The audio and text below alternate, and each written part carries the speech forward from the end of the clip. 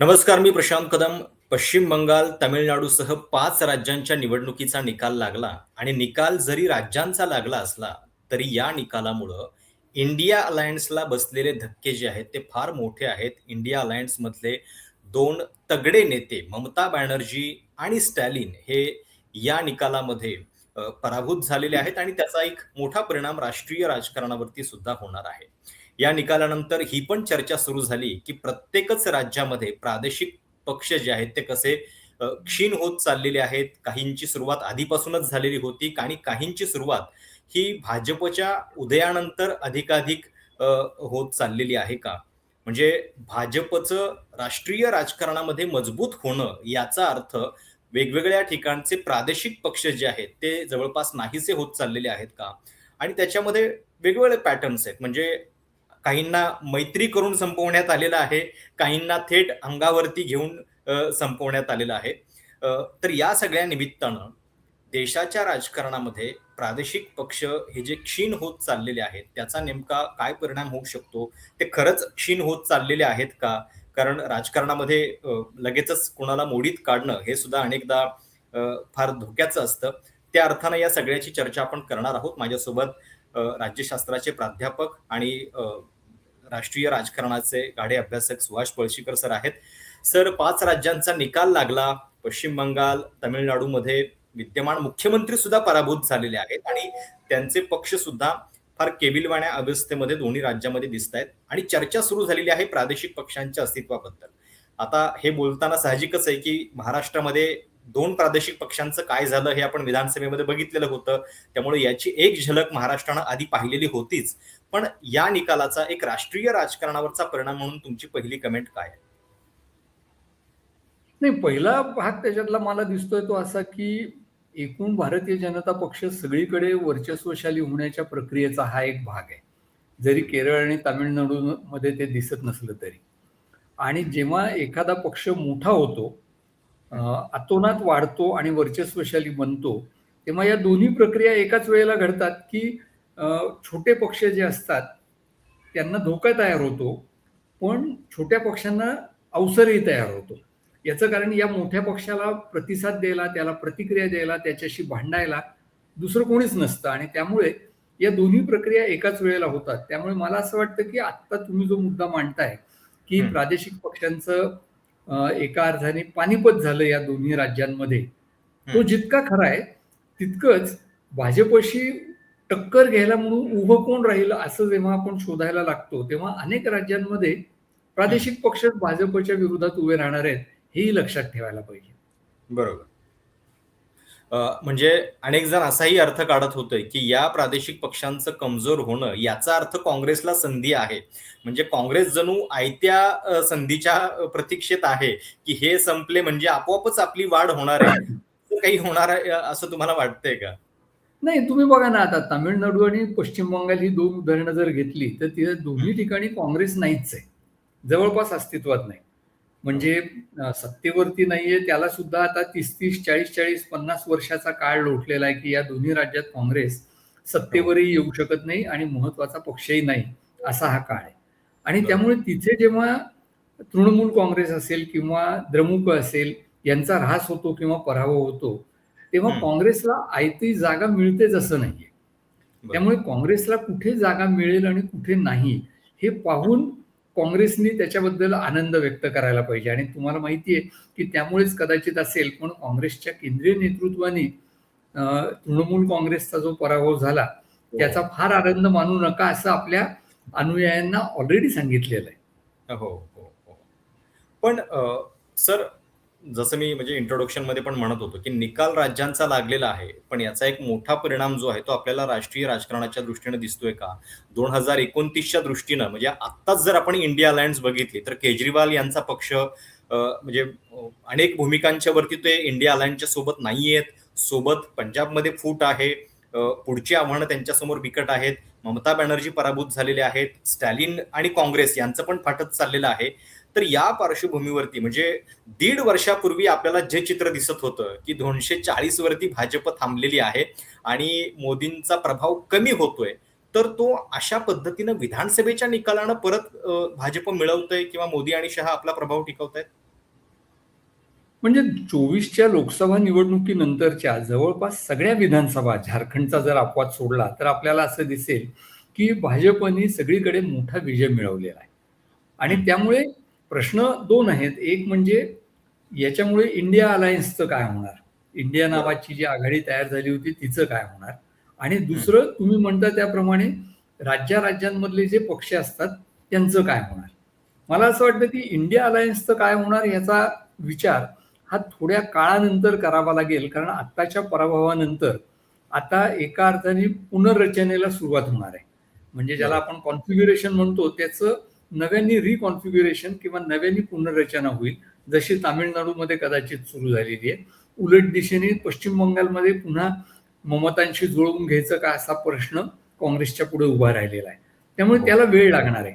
पण हं. तातडीचा प्रश्न जो येणार आहे तो असा की या 2 पक्षांचा जो पराभव झाला त्यामुळे सरसकट प्रादेशिक पक्ष आता मागे पडले किंवा प्रादेशिक पक्षांचा काळ संपला असं मानायचं का? असा प्रश्न बरोबर. या निवडणुकीच्या निकालांमधनं खरं तर पुढे येणार आहे. ओके. पण सर जेव्हा प्रादेशिक पक्षांचा विषय येतो म्हणजे आता भाजप आणि काँग्रेस हे 2 प्रमुख राष्ट्रीय पक्ष वेगवेगळ्या कारणांनी त्यांच्या सोबत त्यांनी अनेक मित्र पक्षांना घेतलेलं आहे. पण दोघांच्या या प्रादेशिक पक्षांसोबतच्या वागणुकीमध्ये तुम्हाला काही फरक दिसतो का? म्हणजे असं म्हटलं जातं, की भाजप एखाद्या राज्यामध्ये एखाद्याच्या मदतीनं शिरकाव करतं आणि नंतर पुन्हा त्यांना गायब करतं. म्हणजे त्याची अगदी आपल्याला यादी वाचून दाखवता येईल. म्हणजे गोव्यामध्ये एम-जी-पीचं काय झालं, महाराष्ट्रामध्ये शिवसेनेचं काय झालं, पंजाबमध्ये अकाली दलाचं काय झालं, आता जे-डी-यूचं पण तेच होण्याची भीती आहे. तर याच्याबद्दल काय म्हणता येईल? बरोबर आहे तुम्ही म्हणता ते. हा नक्की माझ्या मते मूलभूत फरक या 2 पक्षांमध्ये आत्ताच्या टप्प्यावरती आपल्याला दिसतो, की हं, भाजप हा वर सरकणारा, जास्त बलवान होण्याकडे ज्याचा कल आहे असा पक्ष आहे. आणि त्यामुळे हं, साहजिकच त्याचा सतत असा प्रयत्न राहील आणि राहिलेला आहे गेल्या 25-30 वर्षांमध्ये, की प्रादेशिक पक्षांची मदत घेऊन त्या राज्यांमध्ये शिरकाव करायचा आणि तो झाला, की शक्यतो त्या प्रादेशिक पक्षांना नियंत्रणात तरी ठेवायचं किंवा मोडीत काढायचं. आणि हं, ही व्यूहरचना जी आहे, ती हं. खरं तर काही अंशी आपण म्हणूयात राजकारणात गोष्टी अपघाताने घडतात, पण त्याच्या पाठीमागे काही विचार असतो. आणि हो. तसा जर आपण पाहायला लागलो तर त्याची सुरुवात महाराष्ट्रात झालेली आहे. हं. 89-90 मध्ये ज्यावेळेला भारतीय जनता पक्ष आणि शिवसेना यांनी पहिल्यांदा युती केली, तेव्हा हो. त्या दोघांच्या पुढे पेच होता, की हं. काँग्रेसच्या विरोधात एकट्याने तर लढता येत नाही, तर आपण एकत्र येऊयात. बरोबर. दोघांनाही त्यावेळेला असं वाटत होतं, की दोघंही आपण फार बलवान नाही, त्यामुळे एका अर्थाने काय म्हणूयात त्याला, सारख्याच ताकदीचे आहोत. हं. म्हणजे शिवसेना तेव्हा नुकतीच कुठे मुंबईच्या बाहेर प्रसार तिचा व्हायला लागला होता आणि हो. महाराष्ट्रात भाजप हा काही 80च्या दशकामध्ये मोठा पक्ष नव्हता आणि त्यामुळे हं, दोघांनाही एकमेकांची भीती नव्हती. हं, पहिली 5-10 वर्ष त्यामुळे त्यांचं सख्य चांगलं जमलं. हं. त्यांना त्याच्यातनं 95 साली सत्ताही मिळाली.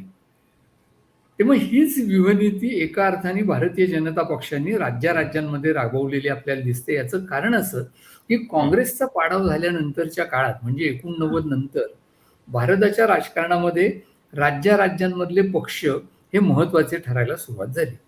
म्हणजे ती बरं. प्रक्रिया खरं तर त्याच्या थोडी आधी तेलुगू देशम महत्त्वाचा ठरला आंध्र प्रदेशात त्यावेळेच्या तेव्हापासून सुरू झालेली आपल्याला दिसते. त्याच्यातून मग पुढे नॅशनल फ्रंट तयार झाली आणि हं. मग राष्ट्रीय पक्षांच्या वर वर्चस्व गाजवणारे प्रादेशिक पक्ष असं चित्र साधारणपणे 89 पासून तर पार 2014 पर्यंत आपल्याला दिसतं. म्हणजे एक 25 वर्षांचा दीर्घ काळ असा गेला, की हं, हं. प्रादेशिक पक्ष महत्त्वाचे होते. त्याच्यात बरोबर. तुम्ही म्हणता त्याप्रमाणे हे जे वर्तन आहे काँग्रेस आणि भारतीय जनता पक्षाचं यांच्यातला फरक अशा करता आहे, की काँग्रेस त्यावेळेला उताराला लागलेला पक्ष होता आणि हं. त्यामुळे नेहमीच काँग्रेसला नाईलाजाने का होईना, पण प्रादेशिक पक्षांशी किंवा छोट्या पक्षांशी जुळवून घेताना जास्त सौजन्याने किंवा जास्त समजुतीने वागावं लागलेलं आपल्याला दिसतं. याच्या बरोबर. उलट भारतीय जनता पक्षाकडे एक स्वतःची विचारसरणी आहे. हं. त्यांच्याकडे सुरुवातीला वाजपेयी, अडवाणींसारखं नेतृत्व होतं. नंतरच्या हो. काळात मोदी आले आणि त्यामुळे प्रादेशिक पक्षांचा फक्त शिडीसारखा वापर करायचा, हे त्यांचं धोरण पटकन डोळ्यात कुणालाही भरेल किंवा हो. खुपेल अशा हो. प्रकारचं धोरण राहिलेलं आपल्याला दिसतं. आणि बरोबर. जिथे-जिथे भारतीय जनता पक्षाशी ज्या पक्षांनी युती केली, ते हं. पक्ष संपले किंवा बरं. मोडले किंवा त्यांचं महत्त्व कमी झालं. याच्या उलट काँग्रेसशी जिथे जिथे युती झाली तिथे प्रादेशिक पक्षांनी शक्यतो बरोबरीच्या नात्याने फायदा करून घेण्याचा प्रयत्न केलेला आहे. हा सत्ता बरोबर. समतोल आहे. याच्यामध्ये हो. कोण लबाड आहे किंवा कोण नाही असा मुद्दा नाहीये. तर हा काँग्रेसला पाळावा लागलेला सत्ता समतोल आहे. म्हणजे अगदी. योगायोग त्याच्यातला किंवा गमतीचा भाग असा आहे, की ज्याला हं. वाजपेयींनी म्हटलं होतं, हो. कोएलिशन धर्म किंवा हो. युतीचा धर्म, तो हो. तो काँग्रेसला जास्त कसोशीने पाळावा लागला. काँग्रेसने तो पाळला बरेच वेळेला. त्यांनी बरोबर. मनापासून पाळला का नाही आपल्याला माहित नाही, पण हो. पाळला. भारतीय जनता पक्षाने युतीच्या धर्माची भाषा केली, कोएलिशन धर्माची भाषा केली, पण त्याच्यातनं त्यांचा स्वतःचा जो स्वार्थ आहे, बरं. हितसंबंध आहे, तो जोपासण्याचे कसोशीने प्रयत्न केले आणि त्याच्यात ते यशस्वी झाले. बरोबर. आणि त्यातही म्हणजे भाजपबद्दल बोलताना पुन्हा आपल्याला 2 टप्पे करावे लागतील. म्हणजे वाजपेयी आणि अडवाणींची भाजप मित्रपक्षांशी कशी वागत होती आणि आता मोदी-शहांची भाजप मित्रपक्षांना कशी वागवते. कारण अगदी पश्चिम बंगालचं जरी आपण उदाहरण घेतलं, तर ममता एकेकाळी एन-डी-ए सरकारमध्ये होत्या आणि त्यांचे नखरे कशा पद्धतीनं म्हणजे त्यांचे नाकदुऱ्या काढण्यासाठी वाजपेयी कोलकात्यामध्ये जात होते, त्यांच्या आईंना भेटत होते आणि सांगत होते, तुमची मुलगी किती शरारती आहे आणि वगैरे वगैरे हे सगळं. आजची भाजप त्या मनस्थितीमध्ये नाहीये. आणि म्हणजे पश्चिम बंगालचं जर थोडंसं उदाहरण आपण डोळ्यासमोर घेतलं, तर एकेकाळी एनडीएची सहकारी म्हणजे ममता बॅनर्जी होत्या. दोघांना एकमेकांची गरज होती. पण आता दोघे एकमेकांचे असे स्पर्धक बनतात आणि याच्यामध्ये प्रमुख फॅक्टर हा आहे, की काँग्रेसचं तिथं पूर्णपणे क्षीण होत जाणं. म्हणजे जर कदाचित काँग्रेस थोडीशी अशा परिस्थितीमध्ये असती, की ती समतोल राखून आहे, तर कदाचित अशी वागणूक ममतांना मिळाली नसती. कसं आहे माहिती ना, की हा सगळा एका अर्थाने त्या राज्यातल्या आणि राष्ट्रीय राजकारणातल्या सत्तेचा जो साधा सतत जुळणारा झोका आहे, हं. त्याच्याशी संबंधित मुद्दा आहे. म्हणजे बरं. पश्चिम बंगालमध्ये आपल्याला इतिहास माहिती आहे, की काँग्रेसचं नेतृत्व डाव्यांशी पुरेसं लढत नाही. ही हो, तक्रार असल्यामुळे ममता बॅनर्जी ज्या हो. कट्टर डाव्यांच्या विरोधात उभ्या राहायला तयार होत्या आणि काँग्रेसच्या युवक नेत्या होत्या, त्यावेळच्या तरुण नेत्या होत्या. बरोबर. त्यांनी अखेरीला काँग्रेस सोडायची असं ठरवलं आणि त्यांनी काँग्रेस तर सोडलीच, पण त्यांच्याबरोबर जवळपास पश्चिम बंगालमधली सगळी काँग्रेस गेली, हे लक्षात घ्या. हो, हो. तृणमूल काँग्रेस असा त्यांनी जे नाव दिलेलं आहे, त्या हं. काँग्रेसबरोबर लढाऊ आणि डाव्यांच्या विरोधात असलेले काँग्रेसचे बंगालमधले बहुतेक सगळे कार्यकर्ते गेले आणि हं. त्याच्यामुळे त्यांच्यापुढे आता प्रश्न असा उपस्थित राहिला ममता बॅनर्जींच्या पुढे, की डाव्यांचा जर मुकाबला करायचा असेल तर काय करायचं? कारण त्याच टप्प्यावर नेमकं देशाच्या राजकारणासाठी डावे आणि काँग्रेस बरोबर येत होते. हं, आणि हं. त्यामुळे ममता बॅनर्जींना भाजपबरोबर जाण्याखेरीज पर्याय नव्हता, तो त्यांनी घेतला. एका अर्थाने असं म्हणूयात, की सुरुवातीच्या काळात त्यांनी भाजपचा उपयोग करून घेतला हो. आणि नंतर त्या भाजपपासून बाजूला झाल्या. पण आज बरोबर. त्याच भाजपकडनं त्यांचा पराभव झाला. हं. तमिळनाडूमध्ये तुम्ही पश्चिम बंगाल म्हणालात, पण तमिळनाडू द्रमुक होताच भाजपच्या बरोबर एका टप्प्यावर. हो, हो, हो. त्यामुळे राज्याचं राजकारण आणि देशाचं राजकारण याच्यामध्ये जी कसरत करायला लागते त्याच्यातनं या विसंगती उभ्या राहिलेल्या दिसतात. ज्या विसंगती काँग्रेसलाही टाळता आलेल्या नाहीत. म्हणजे हं, एकीकडे देशाच्या पातळीवर डावे हा इंडिया आघाडीचा भाग आहे. हं. पण केरळमध्ये मात्र काँग्रेस लढतीये कुणाबरोबर तर डाव्यांबरोबर आणि जिंकली बरोबर. कुणाच्या विरोधात तर डाव्यांच्या विरोधात जिंकली. हा खरंय, विरोधाभास खरंय. आहे. तेव्हा राजकारणातले हे जे विरोधाभास आहेत ते जर लक्षात घेतले तर त्या चौकटीत विरोधाभासांच्या चौकटीत प्रादेशिक पक्षांना आता वावरावं लागणार आहे. मात्र मी हे पुन्हा सांगू इच्छितो की प्रादेशिक पक्ष संपले हां. असं या एका निवडणुकीच्या आधारे म्हणता येणार नाही. म्हणजे 14 साली सुद्धा खूप लोकांना वाटत होतं की हं. प्रादेशिक पक्षांचं महत्व आता कमी होईल. पण बरोबर. संख्येच्या भाषेतही नाही संपलेलं आणि खुद्द हं, मोदींनाच नंतर 24 साली 10 वर्षानंतर प्रादेशिक पक्षांची गरज पडली. हं, हं. आणि त्यांनी मग आंध्र प्रदेश, बिहार आणि महाराष्ट्र या 3 ठिकाणचे प्रादेशिक पक्ष बरोबर घेऊन केंद्र सरकार स्थापन केलं 24 साली.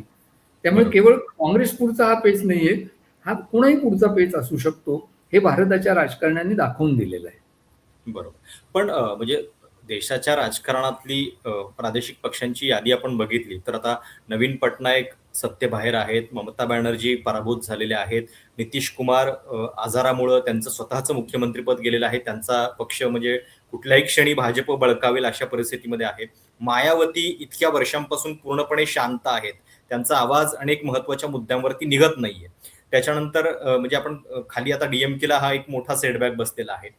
अशा परिस्थितीमध्ये म्हणजे प्रादेशिक पक्षांचं या लेव्हलला जाणं हे एक प्रकारे आपल्या अ, संघराज्य पद्धतीसाठी सुद्धा धोकादायक आहे. त्याच्यामध्ये सुद्धा काही तुम्हाला धोके जाणवतात? हा म्हणजे ज्या वेळेला केंद्रामधला पक्ष हा संघराज्याच्या व्यवहारांवरती फारसा विश्वास ठेवणारा नसतो, तेव्हा अशा राज्य पातळीवरच्या पक्षांचं महत्त्व जास्त असतं. कारण हं, त्यामुळे देवाणघेवाण आणि राज्य पातळीवरचे पक्ष हे राज्य पातळीवरचे असल्यामुळे ते राज्याची भूमिका ठामपणे मांडू शकतात. बरोबर. काँग्रेसपेक्षा केव्हाही द्रमुक किंवा तृणमूल काँग्रेस सारखे पक्ष हे राज्यवादी बनू शकतात. म्हणजे सुरुवातीला तृणमूल काँग्रेस हा काही ज्याला हं, आपण राज्यवादी किंवा प्रदेशवादी पक्ष म्हणून तसा नव्हता. हं, हं. तो डाव्यांच्या विरोधातला पक्ष होता. पण त्यांच्यावर जेव्हा वेळ आली तेव्हा बंगाली अस्मिता हा मुद्दा त्यांनी उचलून धरला. तो ज्या बरोबर. पद्धतीने त्या उचलून धरू शकतात तेवढ्या हिरिरीने राष्ट्रीय पातळीवरचा पक्ष ते करू शकेलच याची शाश्वती नसते. कारण त्याला इतर राज्यांमध्ये काय होतील परिणाम याची हं, सुद्धा काळजी घ्यावी लागत असते. आणि बरोबर. त्यामुळे संघराज्य स्वरूपाचा लोकशाही व्यवहार होण्यासाठी म्हणून हं, जर केंद्रातले पक्ष हे स्वतः पुरेसे फेडरल नसले, संघराज्याच्या हं, स्वरूपाचे नसले, संघीय स्वरूपाचे नसले, तर प्रादेशिक पक्ष हे उपयोगी पडतात. यात काही संशय हं. नाही. बरोबर. आणि 90 पासनं म्हणजे इनफॅक्ट आज नाही 90 पासनं हे दाखवून दिलेले प्रादेशिक पक्षांनी. हं. अ, म्हणजे आता स्क्रीनवरती पण आपण जो एक चार्ट बघतोय, त्याच्यामध्ये आपल्याला रिजनल पार्टीचं एक क्लासिफिकेशन ठोकळपणे असं दिसतंय, की काही प्रादेशिक पक्ष जे आहेत, ते राष्ट्रीय पक्षातून तुटलेलेच आहेत. म्हणजे त्यांचाच भाग आहेत. जसं की तृणमूल आहे, टीआरएस आहे, राष्ट्रवादी आहे आपल्याकडं. तर जगनमोहनचा पक्ष आहे. बरोबर. काही वाय-एस-आर काँग्रेस. बरोबर. काही पर्सनलाइज्ड पार्टीज आहेत. म्हणजे डी असेल किंवा एआयडीएमके. त्याच्यानंतर कल्चरली आणि ethnically based parties, Assam Gana Parishad असेल किंवा इतर अशा वेगवेगळ्या पक्षांची नावं घेता येतील. तर या अर्थानं प्रादेशिक पक्षांचं भारतातल्या कुठल्या-कुठल्या गटामध्ये आपल्याला वर्गीकरण करता येईल आणि त्याच्यामध्ये आत्ता भाजपसमोर टिकण्याची शक्यता कुठल्या पक्षांची जास्त वाटते? नाही, तुम्ही हे जे वर्गीकरण दाखवता इथं, त्याच्यात तुमच्या गंमत अशी लक्षात येईल, की त्याच्यात काही ठिकाणी एकमेकात ते मिसळलेली वैशिष्ट्ये आहेत. आणि बरोबर, त्यामुळे बरोबर. जास्त ढोबळपणे जर वर्गीकरण सोपं करायचं झालं, तर प्रदेशवादी आणि राज्यापुरते असलेले पक्ष असं सुरुवातीला आपल्याला वर्गीकरण करता येईल. म्हणजे ओके. आसाम गण परिषद हा प्रदेशवादी पक्ष आहे.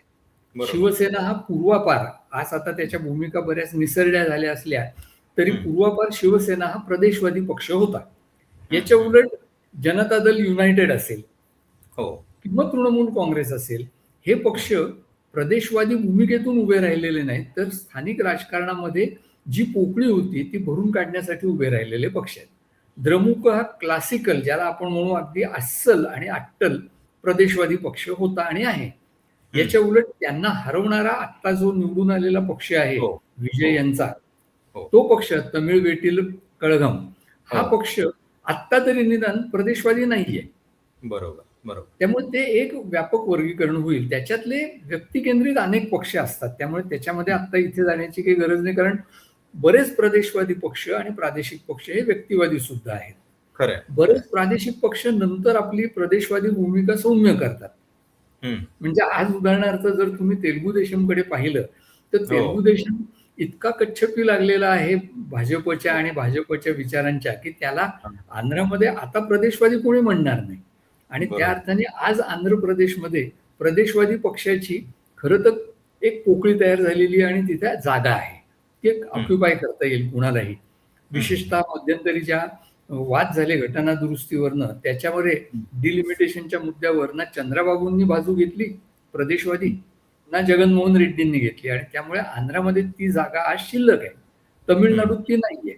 पश्चिम बंगालमध्ये आता पुन्हा भाजप आल्यामुळे प्रदेशवादी भूमिकेला वाव मिळणार असं मला हं. वाटतं. त्यामुळे ओके. हे राज्यनिहाय आपल्याला पाहावं लागेल. कोण कुणाशी लढा देईल हे मात्र पूर्णपणे त्या राज्यातल्या निवडणुकीच्या राजकारणावर अवलंबून असतं. म्हणजे हं. अशी नाही शाश्वती देता येणार, जे आज आपण तमिळनाडूमध्ये घडताना पाहतोय, की अमके पक्ष बरोबर राहतीलच. बरोबर. नवीन पक्ष आल्याबरोबर त्या पक्षाच्या बरोबर जाण्यासाठी छोटे पक्ष तमिळनाडूमधले कदाचित तयार होतील आता. आणि अण्णा खरं आहे. द्रमुकही तयार आहे असं म्हटलं जात आहे. आणि हं. त्यामुळे मी सुरुवातीला जे म्हणत होतो ते खळबळ आणि मंथन आणि त्याच्यातून होणारी पुनर्घटना ही प्रत्येक राज्यात चाललेली आहे. महाराष्ट्रात 2 वर्षापूर्वी महाविकास आघाडी अशी आपल्याला तंदुरुस्त असल्यासारखं वाटत होतं. ती हो. आता मोडकळीला नुसती आली असं नाही, तर ती अस्तित्वातच नाहीये, असं म्हणणं जास्त योग्य ठरेल. त्यामुळे हं. या घडामोडींच्या चौकटीत प्रादेशिक पक्ष ठरतील. प्रदेशवादी भूमिका भारतासारख्या मोठ्या अवाढव्य देशामध्ये घेणं हे अजिबात चुकीचं नाहीये. हं. दुसरं, फक्त प्रादेशिक पातळीवरती आपला राजकीय पक्ष चालवणं हे देखील भारतासारख्या राज्यामध्ये अजिबातच चुकीचंही नाही, अनैसर्गिकही नाही. उलट भारतात राष्ट्रीय पक्ष हे जास्त अनैसर्गिक आहेत, हे लक्षात घ्या. हं. कारण हं. भारताच्या सगळ्या हितसंबंधांचं प्रतिनिधित्व करणारा एक पक्ष बनवायचा म्हणजे खूप तडजोडी कराव्या लागतात. मगाशी आपण म्हणत होतो त्याप्रमाणे तो पक्ष स्वतःच मग फेडरल स्वरूपाचा असावा लागतो. पूर्वी बरोबर. काँग्रेस यशस्वी व्हायचं याचं कारण काँग्रेस फेडरल स्वरूपाचा पक्ष एकेकाळी होता. स्वातंत्र्यपूर्व काळात आणि काही प्रमाणात स्वातंत्र्यानंतर सुद्धा. हं. आज भाजप असेल किंवा काँग्रेस असेल हे दोघेही ना त्यांच्या संघटनेत फेडरल आहेत, ना त्यांच्या वागण्यात आणि विचारात फेडरल आहेत. आणि हं. त्यामुळे आज भारताच्या राजकारणामध्ये प्रादेशिक पक्षांना वाव भरपूर आहे. ते कुणाबरोबर जातील आणि कोणतं राजकारण करतील ह्याची आपण अजिबात शाश्वती देऊ शकणार नाही. बरोबर. नाही, आता तुम्ही जे म्हणालात ते विधान फार महत्वाचं आहे. म्हणजे विचारामध्ये सुद्धा फेडरल असणं हे फार महत्वाचं आहे. कारण पश्चिम बंगालमध्ये हे पण मुद्दे महत्वाचे होते, की मनरेगाचा फंड जो आहे, तो केंद्राकडनं मिळत नाहीये, त्याच्याबद्दलची ओरड होती. त्याच्यानंतर इतर अनेक योजनांमध्ये केंद्राचं सहकार्य अपेक्षित असताना दक्षिणेतल्या राज्यांना सुद्धा अनेकदा दिल्लीत जाऊन सांगावं लागत होतं, की आमचा जीएसटीचा वाटा आम्हाला मिळाला पाहिजे वगैरे, वगैरे.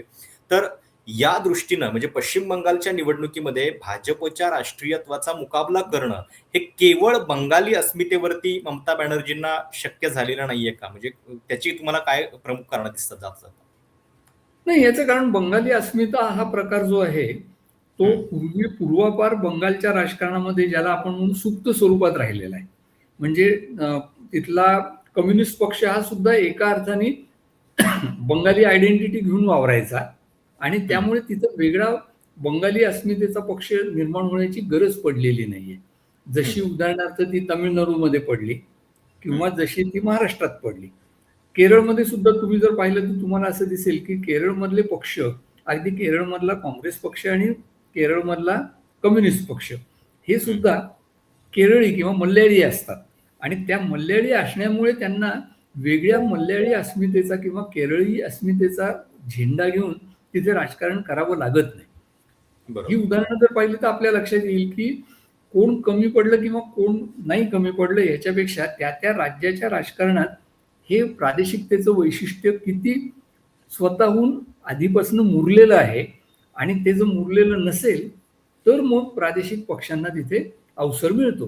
तेलुगू देशम हे त्याचं उदाहरण आहे एकेकाळचं. बरोबर. सर, आता भाजपची ज्या पद्धतीनं घोडदौड चालू आहे, म्हणजे हा एक मॅप त्याच्यासाठी पुरेसा आहे. अ, कशा पद्धतीनं भारत जो आहे 22 राज्यांमध्ये त्यांचं सरकार आत्ता आहे आणि काल इंडियन एक्सप्रेसमधली पण जी आकडेवारी होती, की 2014 मध्ये स्वबळावरती अगदी 7 की 8-9 राज्य फक्त त्यांच्याकडे होती. आता हा आकडा जो आहे तो दुप्पट झालेला आहे. म्हणजे याच्यातली बहुतांश राज्य जी आहेत ती त्यांची स्वबळावरती आहेत, जिथं त्यांना मित्रपक्षांची गरज नाहीये. तर अशा अर्थानं भाजपची पकड मजबूत होणं हे तुम्हाला म्हणजे राष्ट्रीय राजकारणाच्या दृष्टीनं कुठल्या दिशेनं चाललेलं आहे असं वाटतं? आणि आजवर आपल्याला असं वाटत होतं, की हा विजयरथ रोखण्याची क्षमता प्रादेशिक नेत्यांमध्ये आहे. आता ते पण गारद होत चाललेले आहेत, तर आता उत्तर काय? नाही, पहिला भाग जो आहे ना त्याचे आपण थोडंसं केअरफुली बघायला पाहिजे की अ, कशाला नेमकं आपण कशाबद्दल आपण नाराजी व्यक्त करतोय. कारण बरं. भारताच्या राजकारणात एकेकाळी काँग्रेसचंही असंच वर्चस्व होतं. हो, हो. जसं आज भाजपचं तयार होतंय किंवा होऊ घातलेलं आहे आणि झालेलं आहे, तसं काँग्रेसचंही होतं. आणि त्यामुळे केवळ पक्षीय स्पर्धेचा जर विचार केला तर ही जी चौकट आहे, एक हं. वर्चस्वशाली पक्ष असण्याची, तीच एका अर्थाने 25 वर्षांच्या खंडानंतर म्हणजे 89 नंतर आता हं. परत आलेली आहे 25 वर्षाच्या किंवा थोड्या जास्त खंडानंतर. त्यामुळे प्रश्न दुहेरी आहे. एक लोकशाहीच्या दृष्टीने इतका एकमेव एक वर्चस्वशाली पक्ष असणं चांगलं आहे का? हा प्रश्न हं. आहे. त्याचं बरोबर. उत्तर अर्थातच तेव्हाही तेच होतं, आजही हेच आहे की एकमेव एकच एक वर्चस्वशाली पक्ष असणं चांगलं नाही. हं. आणि हे उत्तर केवळ आज भाजप आहे म्हणून नाही, काँग्रेस एक बरोबर, वर्चस्वशाली पक्ष असतानाही हेच उत्तर होतं, हे आपण लक्षात ठेवलं पाहिजे. बरोबर. त्यावेळच्या विरोधी पक्षांनी जी टीका केली काँग्रेसवर, हं, हं, त्याच्यातला एक भाग हाच होता की ही जी तुमचं वर्चस्व आहे सगळ्या देशभर, ते हं. लोकशाहीला मारक आहे. बरोबर. फरक जो पडतोय आज तो काँग्रेस आणि भाजप यांच्यामधला वैचारिक फरक आहे असं मला वाटतं, की हं, ज्याच्यामुळे काँग्रेसपेक्षा भाजपच्या या वर्चस्वाबद्दल जास्त काळजी आज लोकांना वाटते, की हं, भारतीय जनता पक्षाच्या जवळ जी एक वैचारिक दृष्टी आहे, हं, ती कदाचित काही लोकांच्या मते आणि मी त्यातला एक आहे, हं, भारताच्या दृष्टीने आणि लोकशाहीच्या दृष्टीने बरोबर नाही असं मला वाटतं.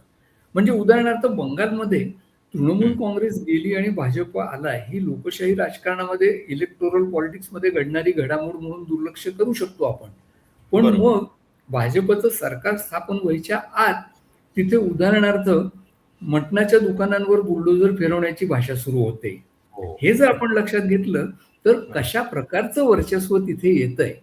हो, पूजेच्या काळामध्ये बंगालमध्ये हो, मांस-मटण खायचं नाही, असा आग्रह हो. धरणारे लोक तिथे येतायत आणि पुढे येऊन मोकळेपणाने तसं म्हणतायत आणि ते बरोबर. असर्ट करतायत. हा जो खरं.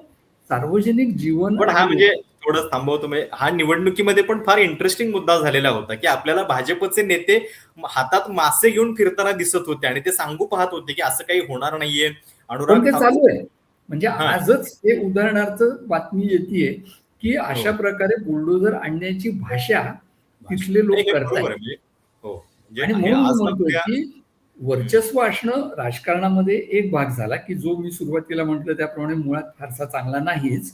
पण हं, ते वर्चस्व लोकांच्या सार्वजनिक जीवन आणि खाजगी जीवन या दोन्हीवरती जर वर्चस्व गाजवायचं असेल, तर ते हं. त्याच्याहून जास्त धोकादायक आहे. म्हणून लोकांना काळजी वाटते.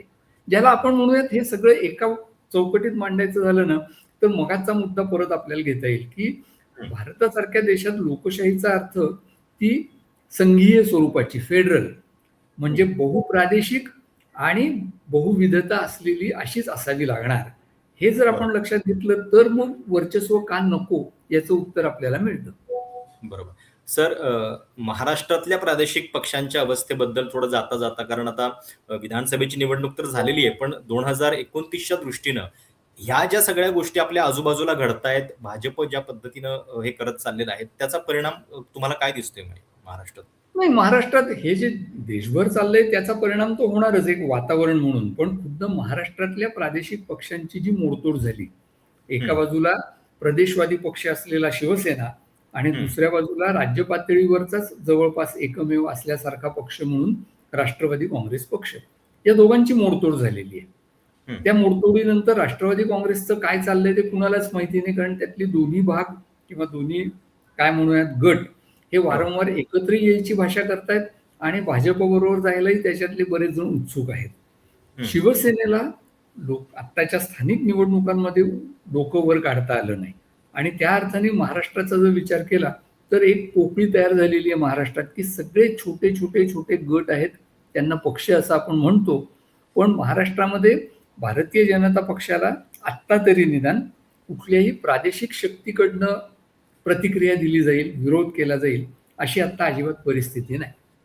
हं, हं, हं. इंटरेस्टिंग आणि सर जाता-जाता एक पुन्हा प्रश्न, की म्हणजे तृणमूल काँग्रेसचे आता या घडीला सुद्धा 29 खासदार आहेत.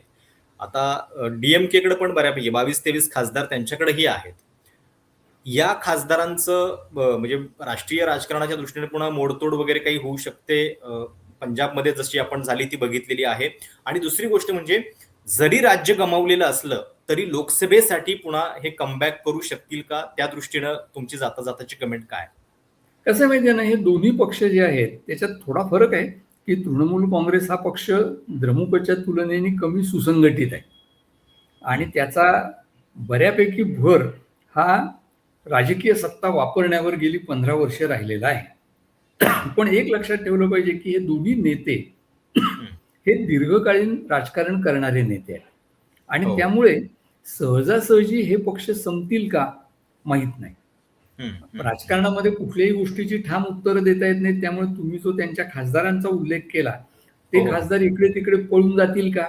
माहीत नाही आपण असं म्हणू शकतो. पण हं. ज्या पद्धतीचं राजकारणाचं स्ट्रक्चर आहे पश्चिम बंगालमध्ये असेल किंवा तमिळनाडूमध्ये असेल ते पाहिलं तर तमिळनाडूमध्ये द्रमुक हा सहजासहजी कोसळून पडणार नाही याच्याबद्दल आपल्याला बऱ्यापैकी खात्री देता येईल. पश्चिम बंगालमध्ये ममता बॅनर्जी कोणत्या प्रकारच्या कार्यक्रम आणि धोरणं घेऊन उभ्या राहत आहेत हो. याच्यावरती बऱ्याच गोष्टी ठरतील.